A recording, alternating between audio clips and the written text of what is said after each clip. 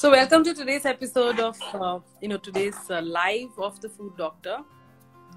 Thank you. Thanks, Atan. I'm glad to be here. We are glad to have you. The thing is that the festive season all across is just upon us, Yes, and of course. For anyone who's on a diet, I'm on a diet right now, and I know how difficult it is for me to have a discussion with my doctor or my dietitian about what to do to ensure that I do not get off the track and do not put on all the kilos that I have been trying to lose. So I mean, I'll try and base my conversation today mostly on that, and also we'll also talk a little bit about this very interesting thing that you spoke about in your last episode of the Food Doctor podcast, which is the ABC of the gut: acidity, bloating, and constipation. So first of all, you please tell us, what are the ways that one can really avoid putting on those extra kilos during this entire festive week, these 2 weekends that we have coming in front of us? Okay, so let's start off. The thing is, we are a country with so many number of festivals. I think, to be very honest with you, there's nothing called as a festive season. Of course, Diwali being one of the biggest festivals, but we have so many festivals, and even the smallest of the festival revolves around food. For us, whether it's a celebration or it's a let's say it's a death in the family also, there's food with every occasion, whether it's happy, sad. I think our lives revolve a lot around food. So starting right from Ganpati, Ganesh Chaturthi till December being the wedding season. So these 3-4 months are, very, very taxing on the stomach. The gut has to bear the entire brunt of the festive season. We happily keep gorging on whatever comes in front of us. And then, past December, everybody's, bang on a diet. The New Year resolution starts. I'm not going to eat this. I'm not going to eat that. But there are, certain ways with which we can, sail through this festive season very beautifully, with not putting on too many too much weight, or, going overload on our calories and thereby having severe repercussions on our digestive tract. The first and most important thing being portion controlling. This is the mantra which I recommend all my patients to follow, and I myself feel that if you're going out, one, you need to be thinking and planning a little. I know it sounds, very funny when I say that, yes, you have to plan. But yes, giving 10 minutes before you venture out for an event or for a party, or if you are planning to invite people over, 10 minutes of it planning for yourself. We plan for the entire family, but for yourself, you need to, give yourself 10 minutes and think, okay, what can I eat? What is there in the menu, which is not, from diet point of view, which is not overloaded with calories, which is, slightly healthy. So one, you plan it before you, hit the table, or, the moment, let's say you enter a venue, it's a restaurant, you've been invited for a get together, and let's say if it's a buffet, so you just go around the table, take a round and see what is available.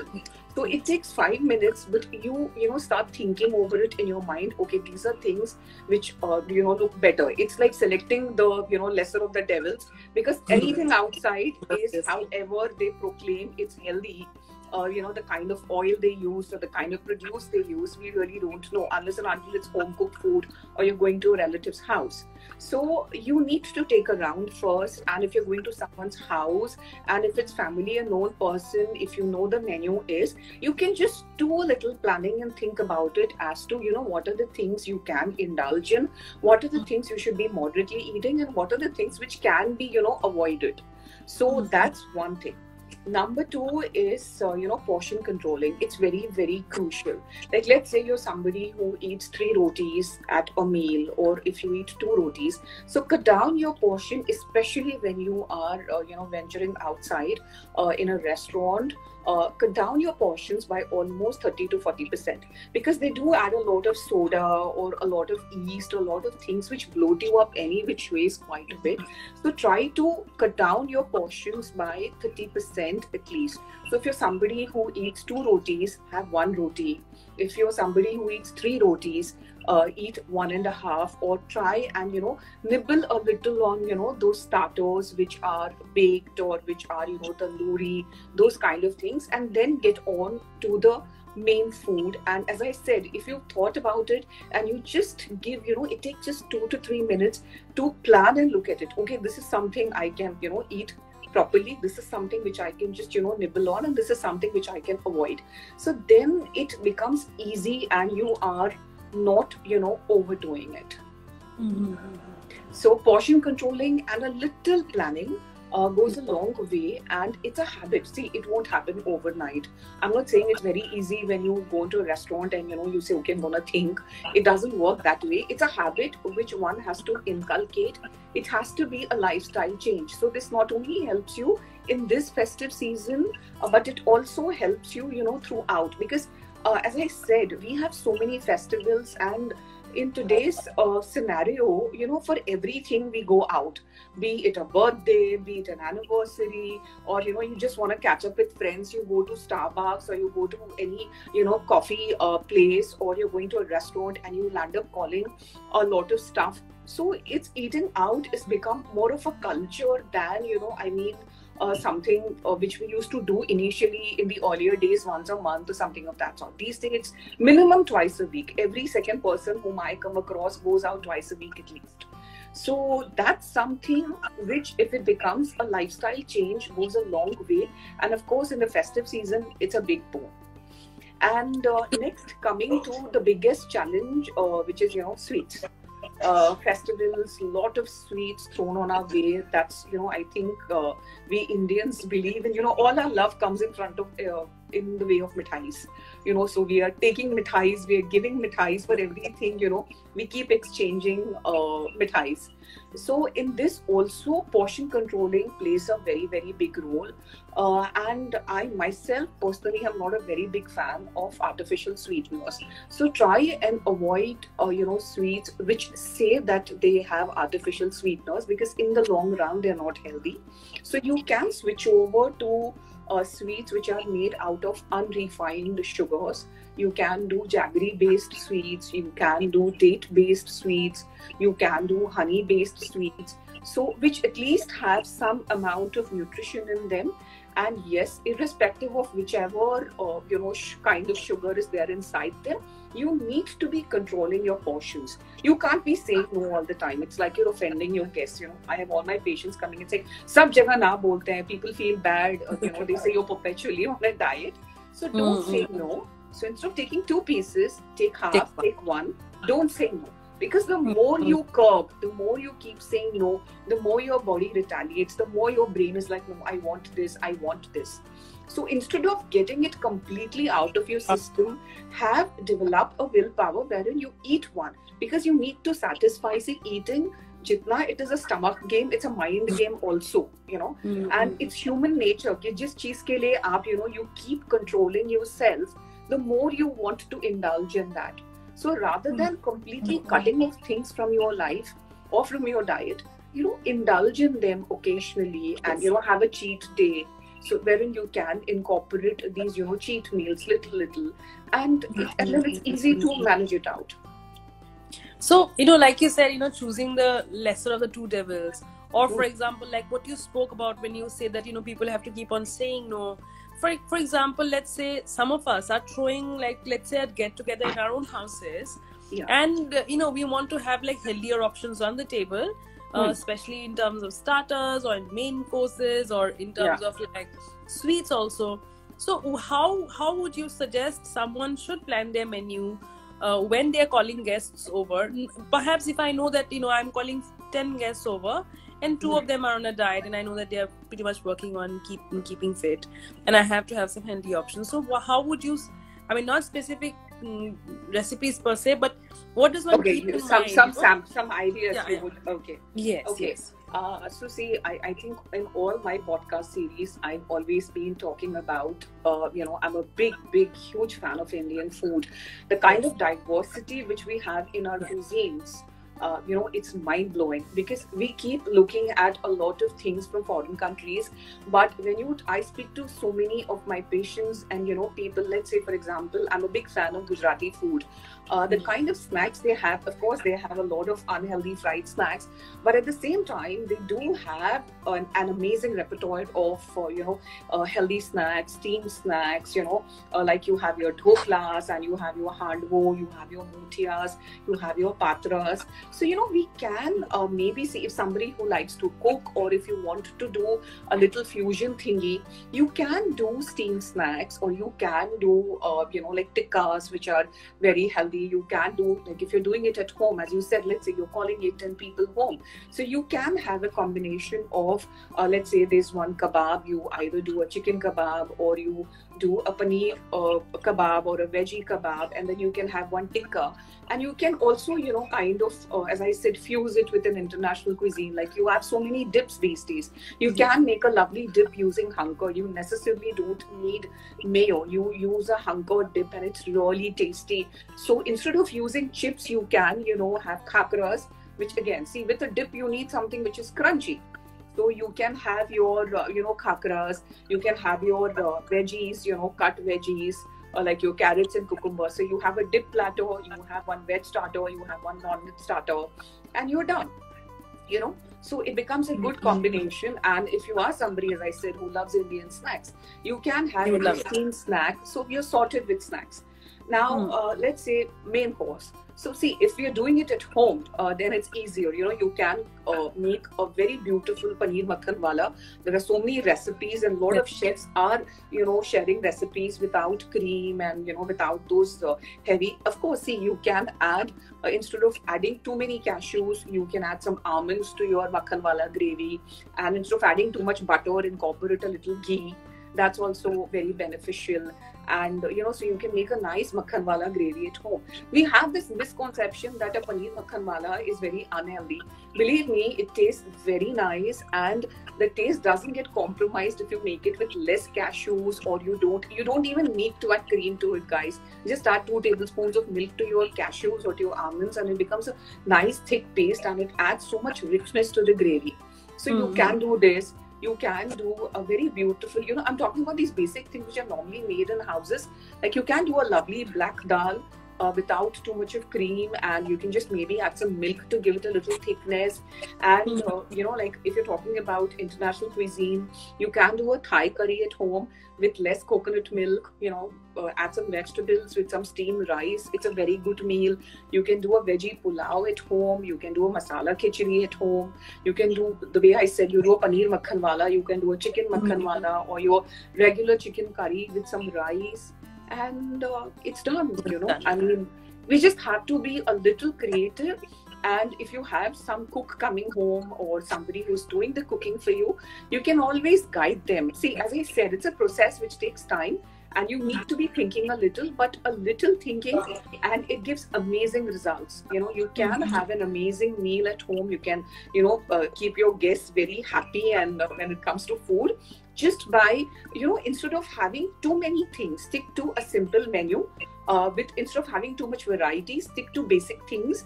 But again, healthy things. So people do, and a lot of people have become conscious. So it's not like you have to serve boiled food or steamed food to your guests. You just have to be a little creative and stick to, instead of too much variety, stick to 2-3 things, but which are healthy, which are nutritious, and also taste delicious. And now when it comes to desserts, the biggest question these days, and the biggest devil. So see, again, desserts, I say they should always be eaten as per the Hindu culture, like prasad. You should always be sharing a dessert plate. So desserts are supposed to be, that's the reason in a restaurant they're served in the smallest bowl possible.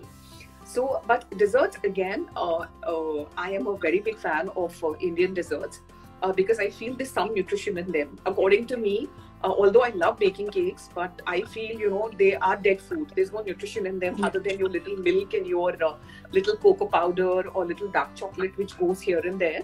So our Indian desserts are, at least there's some nutrition in them.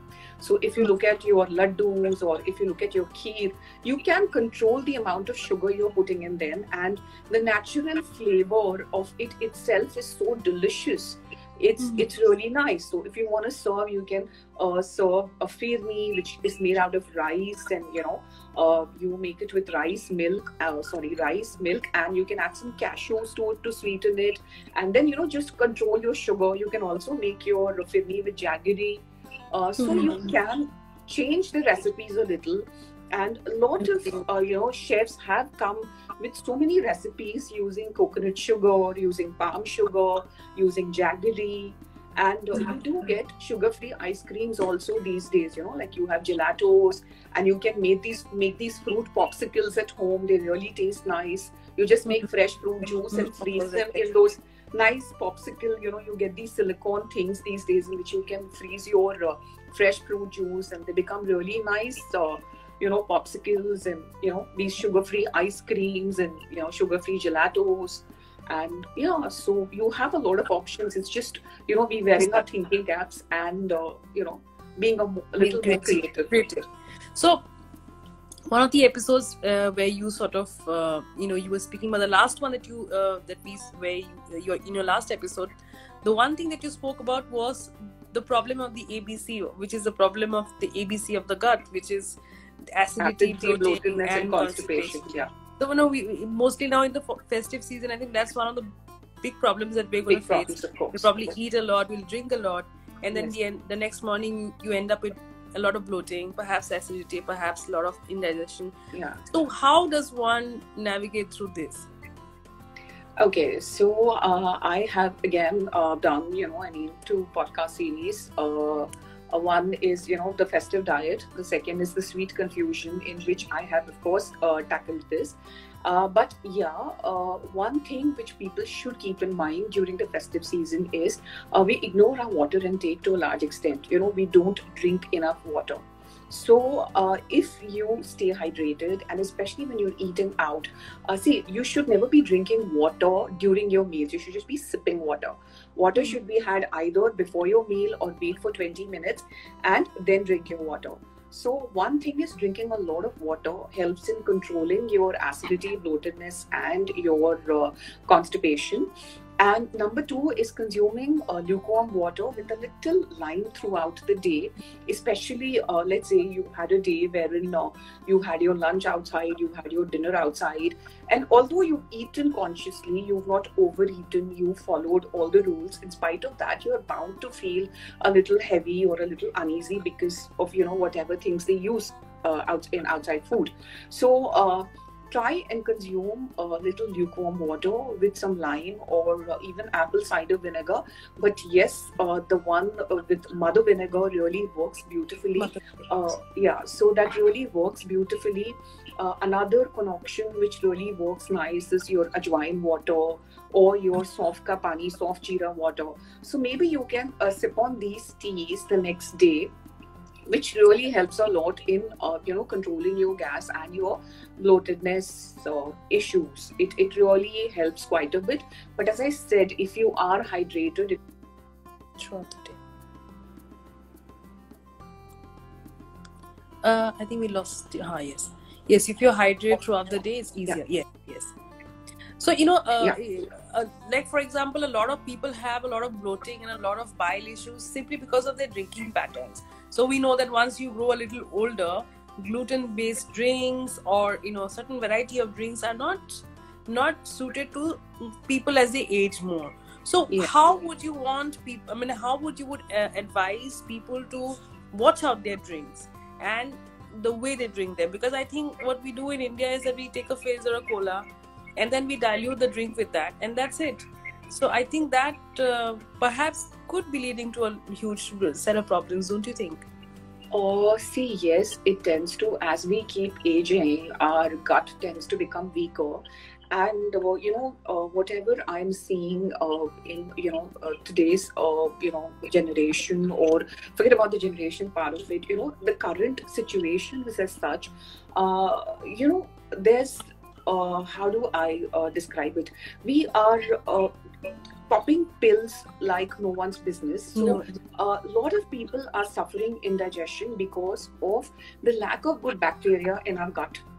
So it's not even people who are aging or who are above 50 or above 60. People at a very young age, I've been seeing patients with indigestion as young as 15, 16 years old. They have they have acidity because they follow erratic diets, and because of the lack of good bacteria in your gut. That's one very, very big reason which like indigestion has become a way of life these days. So one needs to be eating things which are helping us in building up the good bacteria.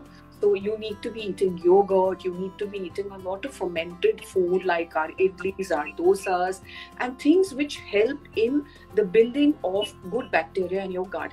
Like, see, in the olden days, our parents, our grandparents, our great grandparents, we've cut off practically everything which gives us, nutrition naturally. We are all depending on tablets for everything, or we want to have certain powders or concoctions. But food in its natural form itself is so beneficial, and we are cutting that out, and we are trying to consume things more in a powdered form, and we've stopped eating as per season. We don't eat seasonal produce. We eat fruits anti-season. Like, I've seen people eating watermelon in winters, because you get it throughout the year. So all these things are hampering our digestive system. So with age, yes, you need to be a little more conscious about how you're eating, and especially when it comes to drinking. As you said, people are facing issues. So one thing, having a lot of jeera water, having ajwain water, that really helps. So if you feel that your digestive system is becoming weaker, try and incorporate these things in your diet, and you can see a lot of difference in your digestive system. Okay, so thank you so much for being with us today. For everyone who's listening, please go check out the Food Doctor at earshot.in. You will get a lot of tips and a lot of advice on how to avoid the piling on the calories during the festive season. And that's not the only thing that you'll know about. There are a lot of other issues where you will get a lot of guidance from Jayaji on how to be healthy, how to keep a great gut, and how to avoid becoming unfit. So thank you so much for everyone who joined in. Thank you, ma'am, for joining in today. My pleasure. My pleasure. Wish you all a very very happy festive season. Please take care, stay safe, and okay, chalo, see you soon. Okay. Bye. Okay, bye. Take care. Bye.